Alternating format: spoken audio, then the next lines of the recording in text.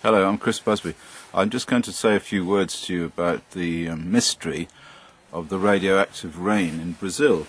For some time now, actually quite a long time, Samuel del Pizzol, I hope I've pronounced that right, and now other people have been measuring high levels of gamma radiation in rain samples that have washed out in Brazil. And other people too have also been posting things on the internet where they have measured high levels of gamma radiation dose rate in samples that have rained out on cars, especially after thunderstorms. And this radiation, I suggested they should look at over a period of time, because it's quite mysterious. Very high dose rates, incidentally. I mean, Samuel has measured 15, 16 microsieverts per hour in this rainwater. I mean, that's about 1,000 times background, maybe 2,000 times background, depending on where you are. So that's a significant radiological hazard, in my opinion. So the question is, where is it coming from? Of course, everybody's thinking Fukushima, but the most likely explanation, in my opinion, is radons. But the question is, how does it work?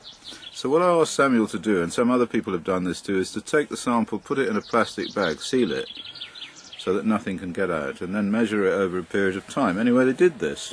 In fact, Samuel sent me a sample.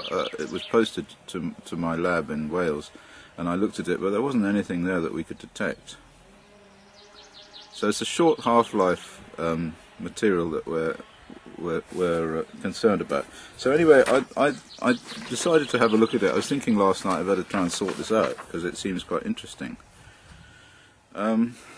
Anyway, the decay of radon, which is Rn222, goes through a whole series of radon daughters till it ends up with lead-210, which has a half-life of about 22 years. Incidentally, lead-210 is quite a significant hazard because it decays to polonium-210, which is an alpha emitter, and which was the stuff that killed Litvinenko, the spy, or whatever he was, anyway.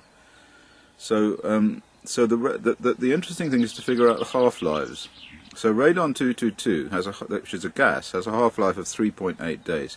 Then you get polonium-210, 3.05 minutes, and then lead-214, 26 minutes, then bismuth-214.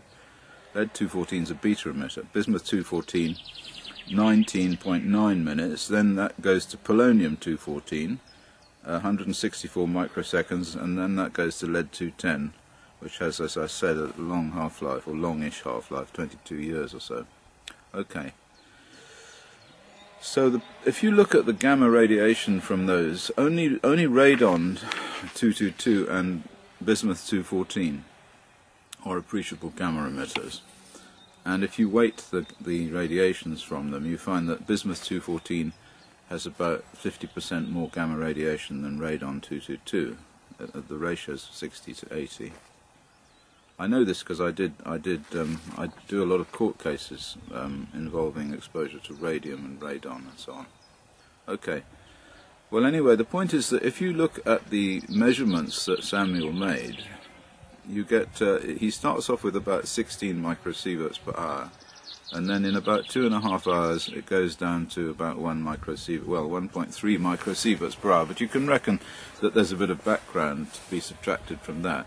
So that gives you approximately 4 half-lives.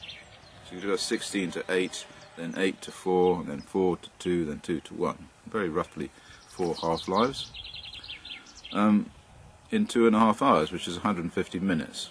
So that gives you a mean half-life of about 37. Is that right? Worked it out. Mean half-life of 37 minutes. Yeah, that's right. So that's a bit long for bismuth-214, which is 19.9 minutes, but it's approximately in the right area. So this is what I think is happening. I think what's happening is that the radon gas gets into the water, it comes out of the ground, and then it dissolves in the rainwater, because it's quite soluble in water, radon gas.